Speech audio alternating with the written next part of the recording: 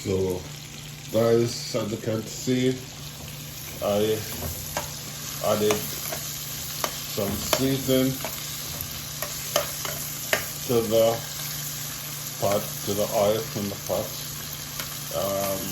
Some carrots, bell peppers, red and green bell peppers, tomato, onions, scallion, thyme, and some Scotch bonnet pepper. So guys, that is in the pot. So I'm also gonna be adding some stir fry blend.